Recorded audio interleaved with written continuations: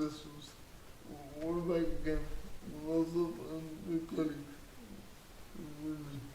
Um, oh yeah, Good morning, Ricky. How are you? good. Did you survive the boiling weather the last few days? Were you happy to have the I mean, rainstorms? I actually have some news. I didn't tell you about it because I wanted it to be a surprise. So, Okay. While we're here, okay, I am going to do a little bit of technical stuff here while you're doing that, so I might be moving around you while we do it. I think we could get better camera angle on you. yeah, actually, the camera angle is good on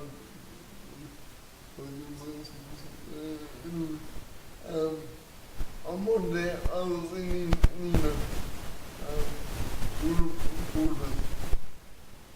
Okay, so we've just gone on to our Teams feed here, so you might start that again just to make sure they get it. Well, no, just welcome everybody. We're now live. Our cameras are working properly. Hopefully our microphones are working. Blah blah blah. So yeah, we're coming again to Homely FM and Homely conversations. So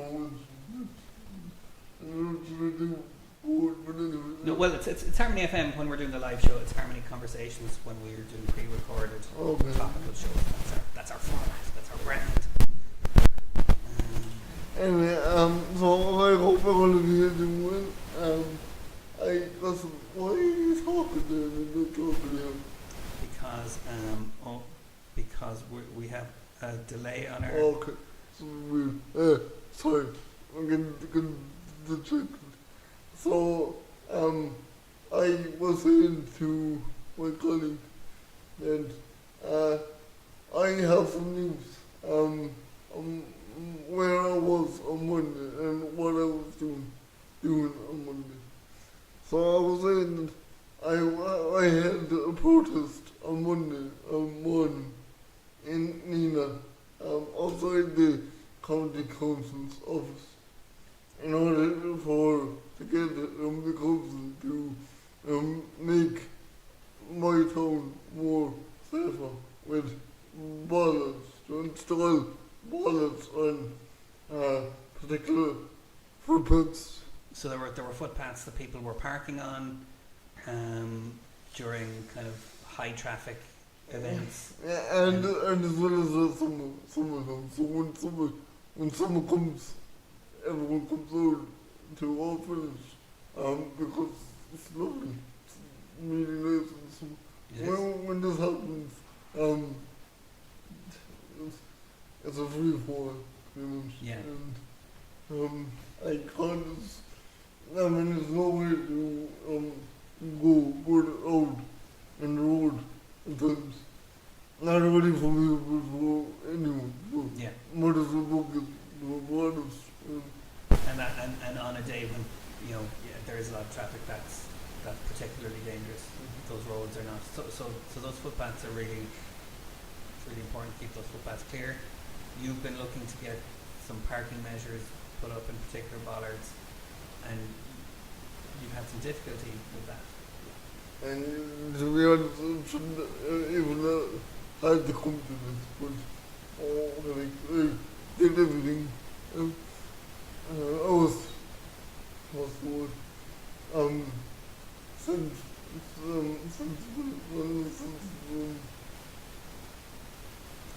I tried to be about my goal, right? Politicians, like that. You spoke with the local media. You were interviewed for the local newspaper. And none of that. Every TDI email never got back to me with a response. I emailed the council themselves. Again, no response. Zero responses. I actually went into them all steps with a couple of photographs to clearly show them the evidence of what I'm dealing with in the times. get back to you again definitely. I actually said to them that I would be protesting outside the outside their offices. I said this about, I think it was last year, or a couple of months ago. Again, I expected them to even respond to that. Again, no zero response. So I decided enough is enough, and no protest outside because of, and I'm not going to continue doing this until they one come out and speak with me directly on why they cannot do what I'm asking, or two, they actually get it done. Simple as. I mean, I'm not asking for much. I'm asking for to put up a couple of, install a couple of wallets and to stop illegal parking. Yeah. It's not like I'm asking for a new bridge to be built, which they did already, which costs thousands of taxpayers' money. Going to, but yet they can't fix open the existing footprints in the village. It's illogical to me. It doesn't make sense to me. Really doesn't. So that's why I'm doing this. Yeah. Yeah. Okay. So how did it go? It went really good. There was a couple. There was actually a pass by the beat and the students say like we agree with. I had a sign up.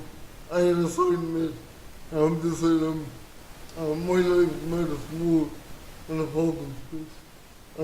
Installed ballots in my village. Just do it when it comes up pictures on it. You do them. What is to deal with. So and they went really good. Okay. Really good. In what way? Tell us how it went. So when I got home, my mum came in, spoke me, my father, and one of my friends, and my mum took two photographs and put them up on Facebook. And said like, this is ridiculous. It shouldn't have to. It should never had to come to this, but it has. And I got a couple of comments on my post. One of the comments is, you're being talked about in Nina. Everyone's talking about this in Nina. Where I work. So people are starting to talk in Nina now at this stage. So it's the reaction I wanted to get, to be honest. Yeah. So it's as much about getting the attention of the general public as it is about getting the attention of the councillors and the kind of politicians. Did the politicians or anyone? Actually, about that, my mum said to me, do you want me, will I go in just to make them aware that you outside the door protest? And I said, look, it can't be any harm, so they can't do it. So she went in and she said to them, look, just for you to be aware, Ricky is outside now protesting. And when the guy behind the reception said to my mother, oh, does he want anyone to go out to him to speak with him? And so that would be fantastic if that would happen. None happened. I was there at 12 o'clock in the morning until 1 o'clock in the day. So for now, and no one came out. So that will tell you. So Okay, so you came very close to having a bit of a breakthrough there and having some direct contact. I know I knew they wouldn't. I knew they wouldn't, but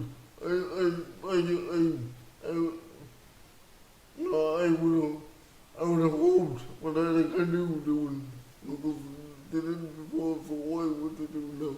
So, but I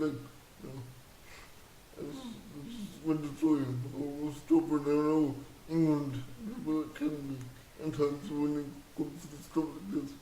So. Well, I mean, I mean, I would hesitate to be too judgmental in given that, you know, it's about winning hearts and minds, really. Kind of, you know, to change their minds, you kind of have to be diplomatic and. But I was diplomatic. Yeah. I was really. But I mean, you know, going forward as well, like all the time, it's the thing that you're going to have to, like. You really want to get this guy on your side, or these people. And then I'm almost like, Yeah. I think I've tried my best to do that by going to, by doing it right, by going to politicians, by sending emails to the council directly, being political as I can, and it's coming out. I mean, the least they could have done is email back and explain why they didn't do what they did. I spoke to, now I have said the first time around, I did speak to one of the chief engineers. That was going to be my next question. Great. Tell me about that. And I think it was quite the plan as I wanted. So I described the situation, and his response was, we're building a brand new bridge, and when that bridge is built, all the traffic will be redirected to the bridge. Again, wasn't on about the traffic, was on about the parking in Bella, so really wasn't about the traffic. I did explain that to us, it's not about the traffic, it's about the parking. Yeah. And so was, I said, what are you going to do about that? And he couldn't say it. Yeah. He kept on repeating himself. What I wonder about, and you know, I suppose there's no way of working it out right now unless I Google it, is about risk assessment. Is there some kind of way of getting an official written, like, just maybe there's some part of the process missing where it's not just about you identifying the need and them approving it or not approving it, that there needs to be some kind of documented assessment of that area being a high risk area due to how people park or due to how people drive, and then, you know, once that's on paper, it's harder to ignore, you know. I wonder who within the council would do something like that, or if it's the kind of thing you could get done privately, which is not necessarily to say you should pay for it, but maybe you could fundraise for it, you know, fundraise for a risk assessment, and then, you know, you've got a document that says, you know, we can show that when people park here, the risk of an accident goes up by this many percent or something like that, you know. And then it's not just Ricky's opinion versus the council, even if you're right. It's a bit more official. What do you think of that? Well, like I think I mentioned this before. I think a petition signed by most of the members in the village on to get ballots installed. So I think it was 60 of them, or a bit over 60, but it was a good amount of signatures that went on to this. Yeah. So, but yeah, and again, that's hugely important. I mean, you that's. But I'm actually seeing here. I did Google it. I Googled it. You could talk to the Road Safety Authority. They do road safety risk assessments. A road safety risk assessment is a process of identifying potential hazards on roads and assessing the likelihood and severity of the risks associated with them. It aims to reduce the number and severity of road accidents by addressing these risks The process involves evaluating road schemes during design and construction to identify potential hazards with a focus on vulnerable road users. That sounds like the kind of thing you need, doesn't it? And what they deal with footpaths, or just roads in general. So that's Well, the thing. yeah, I mean, key factors. Do you mind me reading this No, no, just from the, okay. yes. So key factors in road safety are traffic and road characteristics. So speed, congestion, road design, environmental factors like weather conditions, human factors like driver behaviour, distraction, fatigue, and intoxication, and that also dangerous parking, I presume, and vehicle-related factors. So they do, they have a whole thing about that. So that might be, I'm not saying change anything that you're doing, but this might be an additional thing. That's a good thing. But still, I don't understand this. It's illegal to walk on a public footpath. So why isn't it being just public? Or why isn't it not taken serious? I mean, if something's illegal, it's illegal. Am I not wrong? Am I not right? Because the way I'm getting it is, the way I feel is that they take this not very seriously, to be honest. Yeah. And I don't understand that I thought the law was the law. So, the law was, so, he uses this law like woman when it comes to law. I didn't think that was the case. Anyway, but it seems like it is in this case. Yeah, I don't disagree, but I No. there might be something like, and this is me guessing, I don't know, for the sake of conversation, speaking off the top of my head, I think there's a slight difference between the legality of something and the resources available to enforce that. Yeah, I know. I've been hearing a lot, and I have a thought on that. But before saying this, I have to point out. I can understand that some laws that are being broken are much more serious than other laws. I completely get that.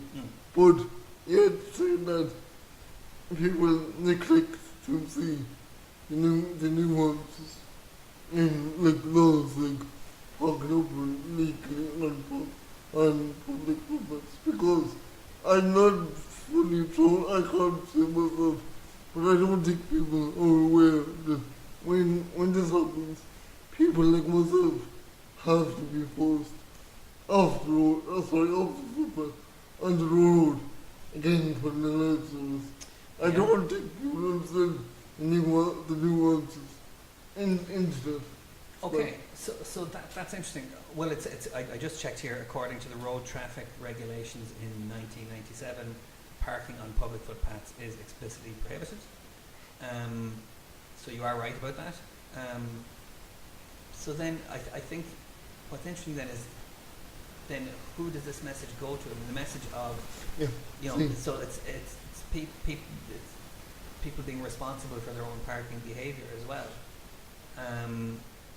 And I think that's what's interesting about your protest, was that you found a lot of people who agreed with you.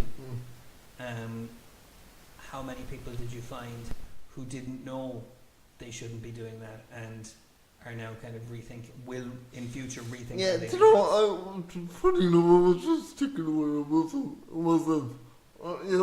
Yesterday. Not everyone actually did and waved or looked at the sign. Or maybe they did, and maybe they didn't want everyone to notice. Or maybe they done it themselves, and they did look, and they actually tried them. Yeah, and So- this is why messaging is so important, because if you push too hard, or if you make people feel too guilty, they can dig their heels in response. And we've talked before when we talked about disability parking, the phenomenon of people saying, "Well, I'll just be a minute," Yeah, oh, you know, yeah. or sure, what's the big deal? You know, like, can't you just park somewhere else? People rationalise their bad behaviour out of embarrassment, out of shame. So they know what they're doing is wrong, so they try to rationalise it so that it's not wrong, rather than admitting that it was wrong and changing how they behave. That's a thing called cognitive dissonance. Have you heard of that? Yeah, you did explain that to Yeah. me. So when people's behaviour doesn't match their attitude, so I know that I shouldn't do this thing, but I did it anyway. They're more likely to change their attitude, than their behaviour. They're more likely to say, "Oh, but it's not that bad," than say, "I won't ever do it again." You know, so that's, you've got to be really clever about how you reach those people, because it's easy for them to shut down. And so you've got an interesting task ahead of you, because you've got the hardline approach with the authorities, and then you've got the more softly approach with kind of changing the minds of road users to be a bit more considerate. Well, funny enough, who does it come on? I was thinking about this as well. I fully understand, and it took a while to understand this, but I do, and it's really, really complex. Is, again, people don't have resources, or they have a lack of resources. Like the Gardaí and the county have a lack of resources. So, who actually can say about this? Is it the Gardaí? Is it the county councils? Who this is not so unclear. And the Gardaí can give out tickets after people. Who's illegally parking. Can they actually impose the law of not parking on public properties? And is that up to the county councils? I don't understand. I thought it was the Gardaí that could do this, but now I'm confused because I don't even know. Yeah. Well, again, Google is our friend here. Citizen information. Well, so this would usually, according to this, in terms of kind of day-to-day enforcement, it's traffic wardens, not Gardaí. We don't have one. There you go. We do not have one. No, I know that Nina does. Nina, I think, two. It could be wrong, I think two. We don't have any no village. Yeah. So in Ireland, sanctions for illegal parking range from fixed charge fines, court penalties, vehicle clamping, which you don't necessarily want because that just keeps the car in the same place, and potential impoundment, which seems extreme, like actually towing their car away. But it depends on the nature and severity of the parking offence. But yeah, in Limerick, fines for parking on footways, cycle tracks or bus lanes can be €80 or more. Who's parking in a bus lane? But yeah, so there's no. So it sounds like there's lots of ways of looking at this, none of which are entirely satisfying. So there's no traffic warden to enforce on a day-to-day basis. The civil engineering side of it is hard to work out. There's no risk assessment to really say, like, if this isn't fixed, here is the likelihood that something bad will happen. Can't exactly get the attention of the policymakers or the local councillors, even if they are the ones who can make this happen. And then there's just some people will just be thoughtless when they're parking, or are not aware enough of the law around this. And you kind of got to change their minds. And that's what I'm talking about. I totally agree with the most people on the way, but like, why? Like, we all grew knowing that I could be wrong with the stuff not know that parking on a public public is illegal. Yeah, but Like, you would think, you would think, as if you're driving a car, you would think you would know to lose the road, and you would think this would be in one of the rooms of the road, not to park on the public or double yellow lines. The double yellow lines is a very clear one. That's true, but it's also illegal to go over the speed limit. And I don't know how many times I was overtaken on the way to work today.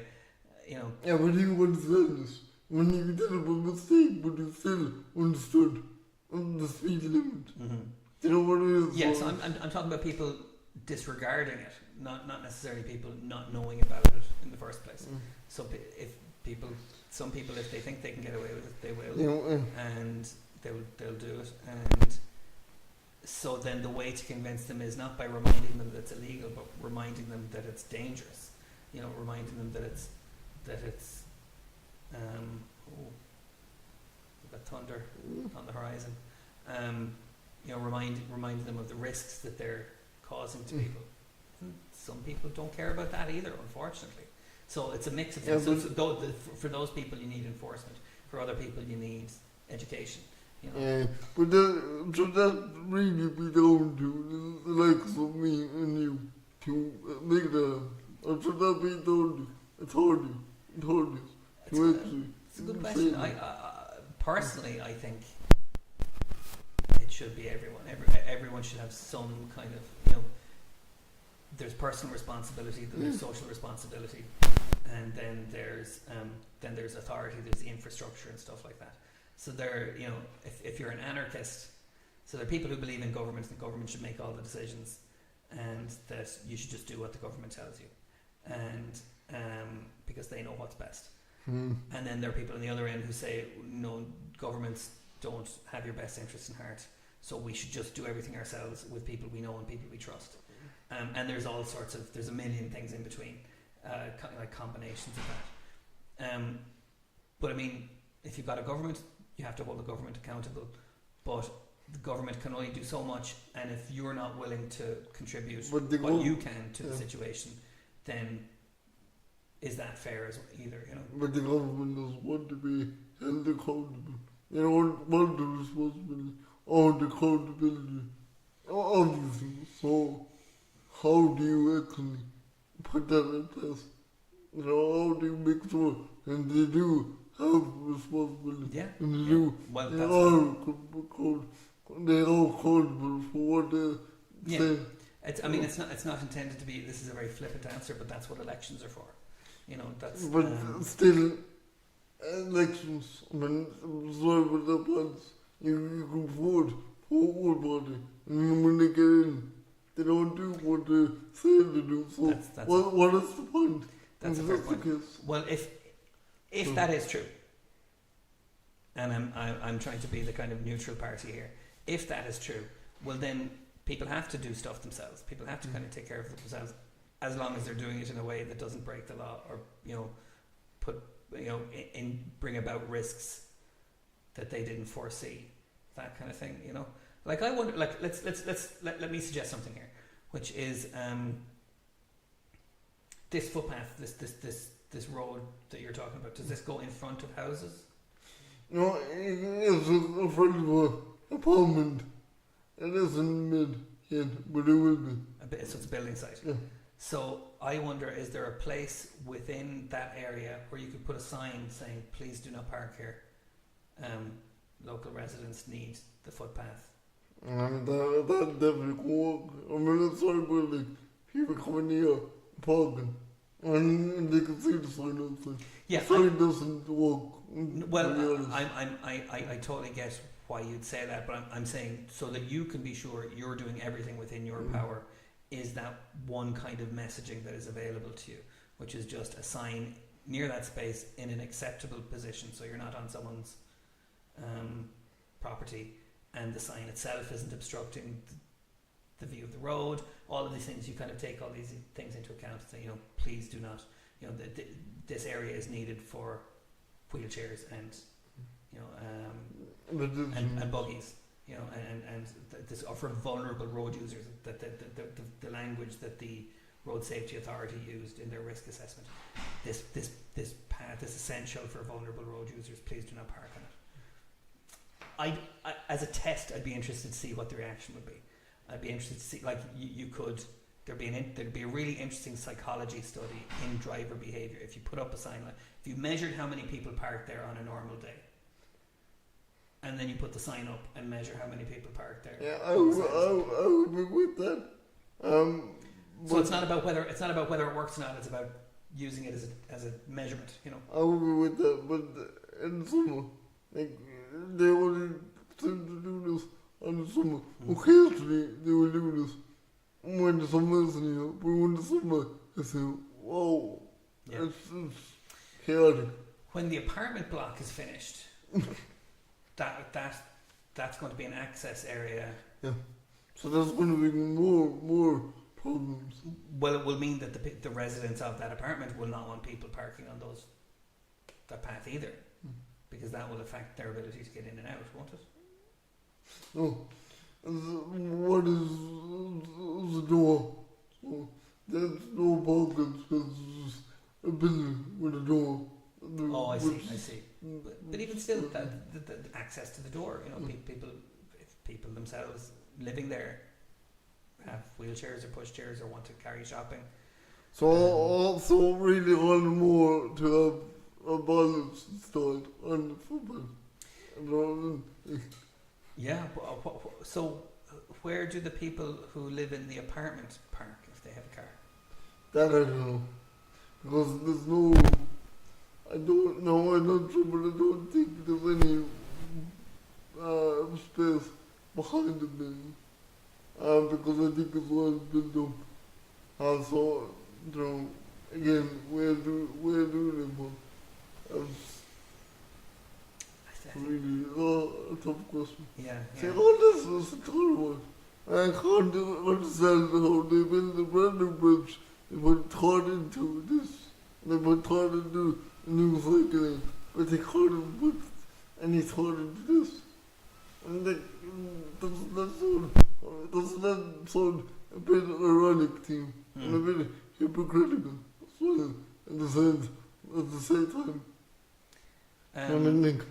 It sounds like there's a real black box going on here. Have you heard of black box thing? So there's a real kind of, there's a part of this whole process that is completely unknown. Like, how are these decisions made? Yeah, what the logic behind it is. And what's the planning involved? And and like you say, why one kind of infrastructure project and not another? It's all very jumbled up. So I mean, you know, like I said, trying to be the neutral party. So I'm not going to sound like I'm defending the powers that be. But you know, it sounds like you're doing a lot of really good kind of work here. And I think it's important you don't get too frustrated or demoralised by it. You know, that like the nature of bureaucracy. Do you know what I mean by bureaucracy? Like the kind of red tape and, you know, documentation of government is to kind of slow things down, because the more you do, the more you're expected to do. That kind of thing. And the bureaucracy keeps things going at a pace that... But isn't it the whole point? Isn't that why we elect governments to work for the people, not against and not for themselves? Yeah, it's more that the system itself is slow rather than the people themselves being unwilling or in opposition. You know what I mean? But again, I know so little about this. I'm really just guessing. But so when a problem is complicated, I think it's important to kind of come at it from as many angles as you can. And so, you know, you've been doing some of that. Which I'm sorry, that's the one I'm looking at. I was trying to think of the word. It's uncivilized, not in my opinion.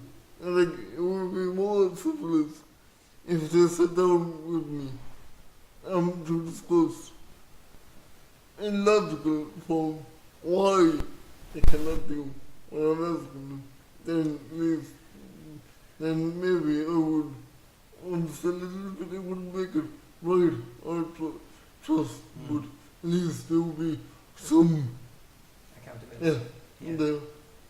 Yeah. Well, look, keep us informed.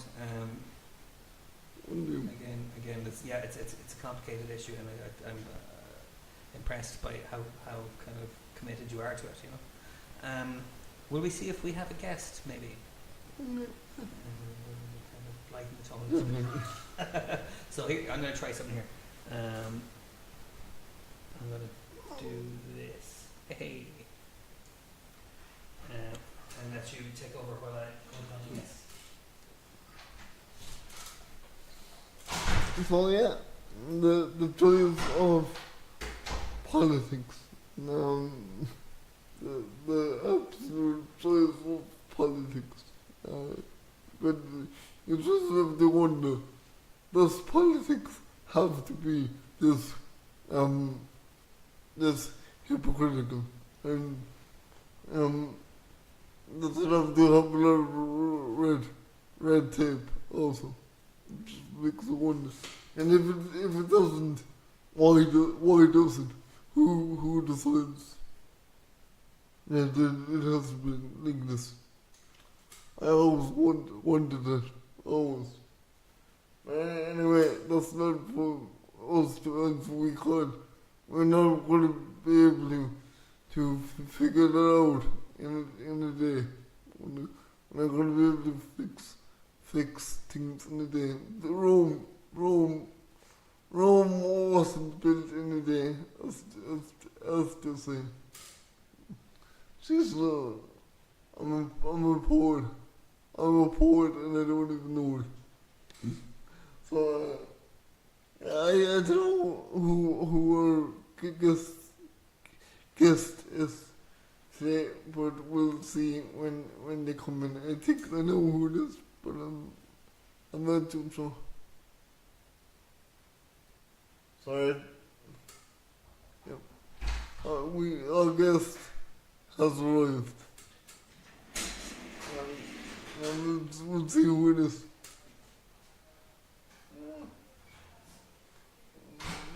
Mark himself. How are you, Mark? I'll get you set up on camera here. Let's do our high-tech wizardry. Okay, so let's... Alright. Ricky's bored. Okay, Mark, do you want to move into the mic there a little bit, and we'll... What can I say? I bored myself. Let's talk of local government. Okay, so yeah, Mark is here.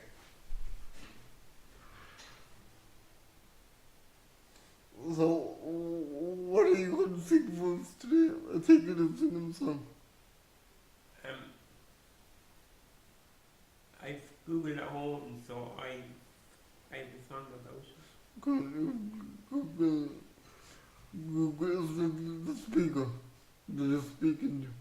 So I can get Radio Kerry, On the speaker. yeah, and 4FM Yeah. on it. So. That's close. So I'm bringing up the lyrics here, Mark. I couldn't remember the music to this last week, so I was very embarrassed, but I've got it now. Would you like to dedicate this song to anyone, Mark?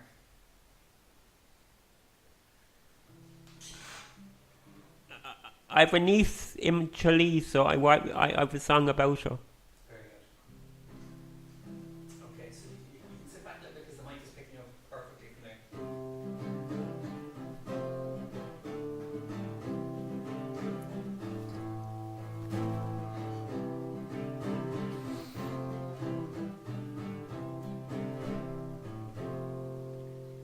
After my dinner or warm with that, I go into my bedroom.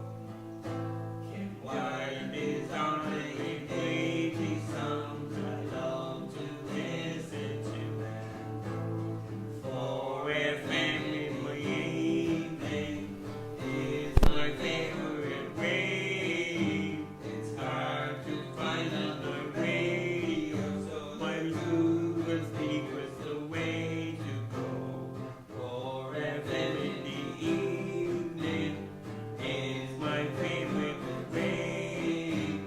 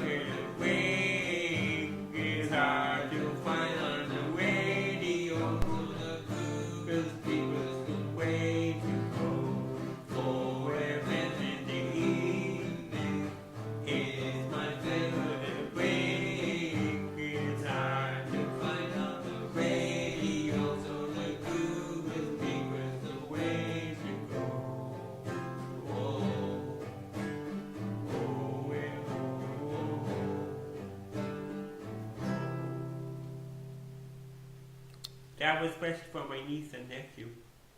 Yeah, because it's Well done. nice one. Mark, would you like to do another song, or would you like to wrap up? Can I have my voice? Sure.